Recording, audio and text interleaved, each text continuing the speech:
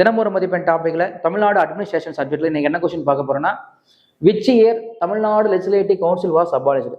தமிழ்நாட்டில் எப்போ சட்ட மேலவையானது நீக்கப்பட்டது அப்படின்னு கொஸ்டின் கேட்டிருக்கிறாங்க.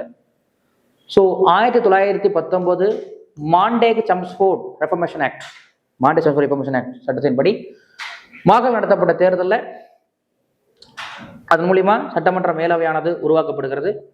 அடுத்து 1935 ஆக்ட், 1935 சட்டத்தின்படி dual system, abolition of dual system, இரட்டை ஆட்சி முறைங்கிறது மாகாணங்களில் ஒழிக்கப்பட்டு மத்தியில் மேலவை கீழவை அப்படின்னு உருவாக்கப்படுகிறது. அப்போ 1935 இருந்து 1986 1986 வரை, 1935 இருந்து 1986 வரை தமிழ்நாட்டில் லெஜிஸ்லேட்டிவ் கவுன்சில் சட்டமன்ற மேலவையானது நடைமுறையில் இருந்தது.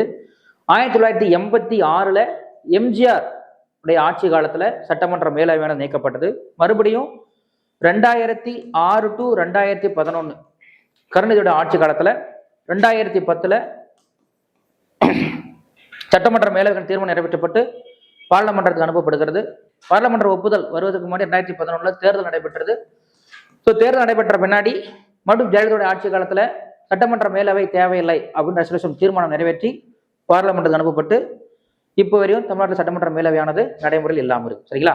எந்த ஆண்டு தமிழ்நாட்டில் சட்டமன்ற மேலவை நீக்கப்பட்டது அப்படின்னு சொன்னா எம்ஜிஆர் ஆட்சி காலத்தில் 1986 இஸ் த ரைட் ஆன்சர்.